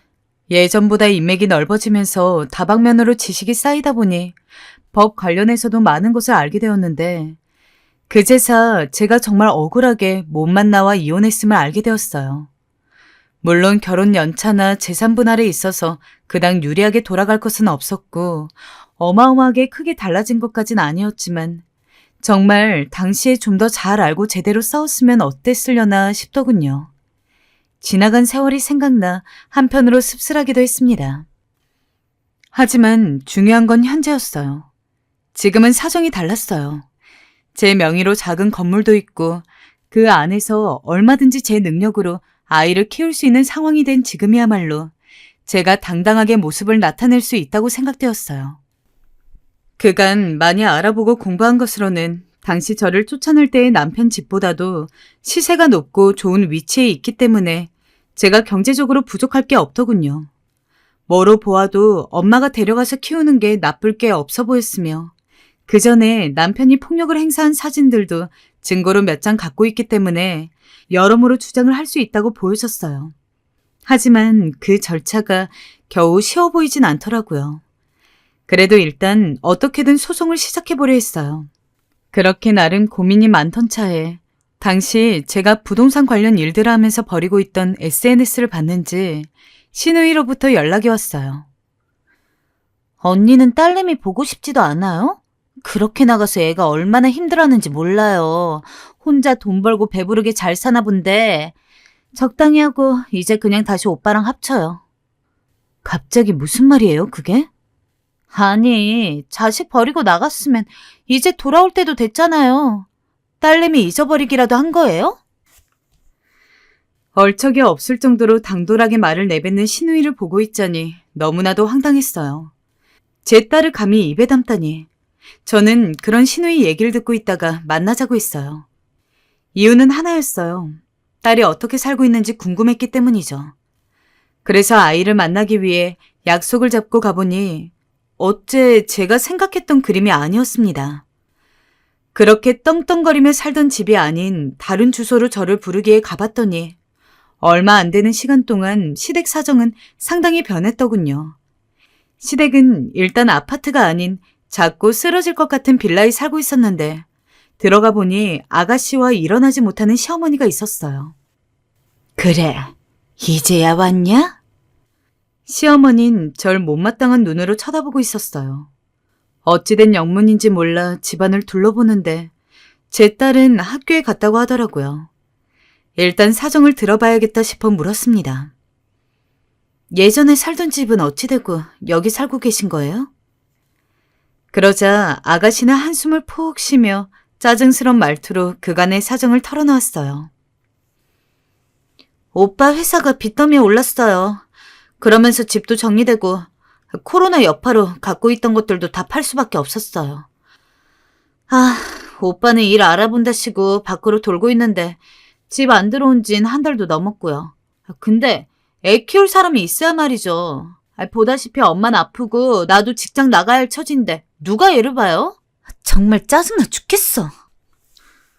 아가씨 말대로 시어머니는 여기저기 아프다며 누워서 일어나지도 못하고 있었어요. 그리고 누워있는 가운데에서도 절 보며 네가 그리 나가서 얼마나 내가 힘들었는지 아냐? 이 배은망덕한 년. 이라며 욕을 해댔어요. 여전히 그 인성은 변함이 없으셨죠. 그러면서 하는 말은 가관이었어요. 너 보니까 좀 잘 사는 것 같더라. 부동산하고 그러면서 좋은 집에 사는 것 같던데 맞니? 어머니가 그걸 왜 물어보시죠? 네가 그리 호강에 겨워 잘 살면 옛날 생각 좀 해야 하지 않겠니? 너 받아주고 돌봐준 시애미 생각은 안 나디? 기가 막혔죠. 받아주고 돌봐줬다니. 부려먹고 구박을 하셨겠죠. 저한테 원하는 게 뭐세요? 왜 절 부르신 거예요? 보다시피 우리 집 사정이 안 좋다 지금은. 그러니 네가 우리 집 좀 좋은 곳으로 옮겨주고 내 아들이랑도 합쳐서 다시 잘 살아봐라. 결혼할 때는 내가 집도 해주고 너한테 분에 넘치게 해줬으니까 이제 네가 우리 좀 책임져. 건물도 있는 것 같다던데. 어머니, 저 SNS 염탐이라도 하셨어요? 결국 그 말씀하고 싶어서 저 부른 거세요? 어이가 없었죠. 시어머니는 이제와 자기를 거둬주길 바라더군요. 자기도 모자라 아가씨 그리고 전 남편까지. 정말 구제불능인 인간들이었습니다. 그땐 저도 참으려 했던 울분이 터져나왔어요. 어머니, 저한테 어떻게 하셨는지 기억 안 나세요? 어머니가 사람이시면 적어도 사람이시면 저한테 와서 지금 책임지라는 말씀을 하지 마셔야죠. 뭐야? 인연이 지금 뭐라는 거야? 어머머머머, 엄마, 이 언니 웃긴다. 아니, 우리 엄마가 뭘 얼마나 못되게 굴었다고. 언니 기억 안 나요? 엄마가 언니한테 얼마나 잘해줬는지 집까지 해줬으면 말 다 했지. 시어머니와 아가씨는 절 두고 또 가짜는 말을 해대려 했고 더 이상 듣기 힘들 것 같다는 생각에 전 자리에서 급히 일어섰습니다. 그때 문을 열고 누군가 들어오는 소리가 들리더군요. 순간 심장이 쿵쿵 뛰었어요. 할머니! 하고 들어온 사람은 바로 제 딸이었어요. 너무나 오랜만에 만난 딸은 키도 크고 많이 자라 있었어요. 허나 잘 못 먹은 건지 그다지 혈색이 좋지 않았고 몸도 많이 말라 있더라고요. 전 딸을 보자마자 그만 참지 못하고 엉엉 목을 놓아 울고 말았어요. 엄마? 날 알아보겠니? 그럼요. 근데 엄마가 어떻게 여길 온 거예요? 할머니가 엄마가 나 버리고 나갔다 했는데. 그 사이 시어머니는 딸에게 무슨 몹쓸 말을 한 건지 딸은 오로지 제가 자신이 싫어 모든 걸 버리고 나갔다고만 알고 있더라고요. 많이 당황했는지 제 품에 안겨 어쩔 줄 몰라 했어요. 딸을 저는 살짝 놓아주곤 시어머니를 살짝 노려보다가 딸을 데리고 나와 말했습니다. 엄마가 다시 데리러 올 거라고요. 피치 못할 사정이 있어 나간 거니 다시 올 거라고요. 정말? 엄마가 우리 딸 다시 데리러 올 테니 조금만 기다려줘. 알겠지? 그 집을 떠나면서 그제야 시댁 식구들의 행동이 이해됐어요. 결국 제가 힘들게 쌓아올린 자산에 한참 망하고 정신없는 자기네 가족이 끼어들려고 연락을 한 것이었어요. 그 전에는 간간히 아이 얼굴 보여달라고 해도 제대로 보여주지도 않고 그렇게 무시를 하고 욕이 가득한 문자를 보내더니 한동안 한참을 조용해서 왜 그런가 했어요.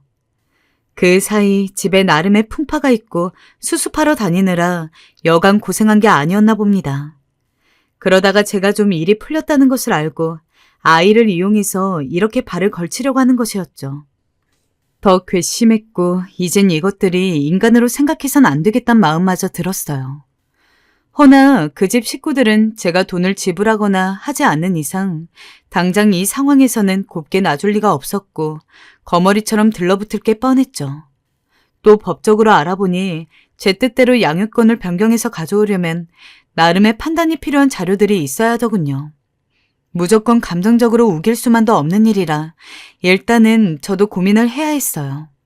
그러다 나름의 방안들을 조언받았어요. 바로 증거를 모으는 거였죠. 얼굴만 봐도 역한 걸 꾹 참고 시댁을 들락거리면서 그때부터 전 증거를 모았습니다. 남편이 주 양육자임에도 불구하고 실직해서 힘들다며 밖으로 나돌고 애는 방치하고 있다는 점, 시어머니도 아프다면서 가끔 아이 학교도 제대로 안 보내고 빠지기도 하고 아이가 엄마인 저에게 오고 싶어 한다는 것 등을 바쁘게 증거로 변환해서 모아두었어요. 그것도 모르고 애 아빠는 저에게 이런 말을 하더라고요. 야, 네가 드디어 정신을 차렸구나. 그래, 난 네가 돌아올 줄 알았다. 어떻게 자기 애 버리고 나가냐, 엄마가. 이제라도 돌아왔으니 애 똑바로 키우고 남편도 잘 받들고 시어머니, 내 동생까지 다 잘 모셔라. 애 아빠는 거기에 이어 제게 돈을 달라는 부탁까지 했어요. 자기가 좋은 주식 종목을 안다면서요. 제가 못 주겠다고 하자 또 그 버릇 못 고치고 제게 손을 들려 하더군요. 허나 제가 기죽지 않고 두 눈 부릅뜨고 있으니 더 함부로 굴지 못하고 애원하기 시작했어요. 한 번만 빌려줘봐. 내가 정말 이번에 대박 날 수 있다니까? 너 서방 무시하냐? 어? 누가 서방이야? 아직 우리 재결합 안 했잖아. 어? 아니, 너 이렇게 왔다 갔다 하는 거면 우리 이제 곧 재결합하는 거 아니야? 잠깐만, 가만히 있어보자. 그러고 보니 우리 살 아파트도 알아봐야지. 너 가지고 있는 집 중에 우리 어머니까지 같이 모시고 살 수 있는 집 있어? 평수 좀 넓어야 할 텐데. 전 남편의 이 우매하고 어리석은 행동들을 속으로 비웃었습니다. 피눈물 흘릴 건 결국 시댁 쪽이었기 때문에 남편의 저런 행동쯤이야 거뜬히 참고 넘길 수 있었어요. 오히려 저에게 절절매어 돈 빌려달라고 부탁하는 꼴을 보니 기분이 좋더라고요. 자기야, 한 번만. 내가 재결합하면 정말 잘할게, 응? 저리 말하는 남편에 이어 저에게 옷 사달라고 애교 부리는 아가씨, 시어머니를 보면 참 한심했어요. 이후 저는 모든 것들을 준비해서 소송을 걸었어요. 제 쪽으로 유리하게 판결이 났고 이제서 겨우 괴로웠던 시간들을 청산하고 딸까지 그곳에서 싹 빼올 수 있었어요. 물론 남편과 시누이를 비롯해서 시어머니는 저에게 연락을 해대서 욕을 하고 네가 사람이니 뭐니 난리를 쳐댔어요. 너 당장 와라. 당장 오라고. 어디서 시민을 우습게 보고. 네가 세상 무서운 줄 모르는구나. 하지만 거기에 전 이런 식으로 협박하면 녹음해서 또 넘길 거라고, 이 이상 나한테 난리치면 법적으로 또 손을 봐주겠다고 하니 그 후로 연락이 뚝 끊겼어요. 그래도 전 남편은 미련이 남았는지 저에게 전화가 와 빌고 난리가 났어요. 바짓가랑이까지 붙잡아가며 비는데 저는 그 머리 위로 침을 퇴 뱉어버렸어요. 그런데 이 인간 정말 돈에 미친 건지 저한테 갑자기 이런 말을 하더라고요. 여보, 나 암이야. 시한부래. 나 얼마 못 살아. 갑자기 시한부라는 말에 저는 조금은 놀라 남편을 쳐다보았어요. 남편은 엉엉 울면서 자신이 얼마 못 살게 되었다고 하더라고요. 나도 어제 병원 갔다가 알게 됐어. 가난 말기라 손 쓸 수도 없대. 여보, 나 마지막 이렇게 보내기 싫어. 당신이라도 옆에 있었으면 해.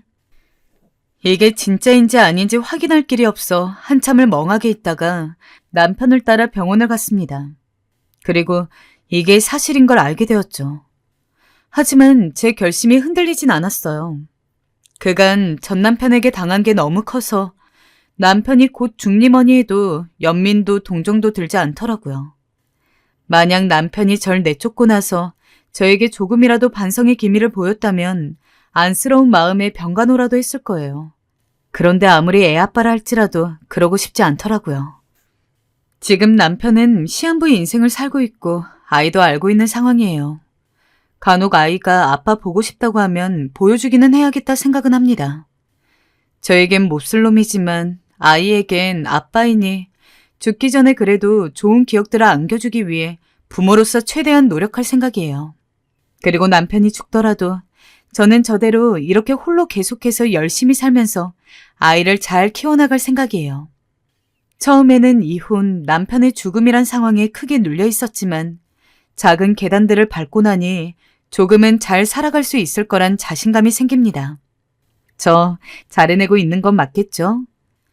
부모님이 계셨다면 더욱 위로와 응원을 받았겠지만 그렇지 않기에 이름 모르는 분들에게 사연을 털어놓으며 마음의 위로를 얻고 싶었어요. 이야기 들어주셔서 감사하고 여러분들에겐 좋은 일만 생기시길 바래요.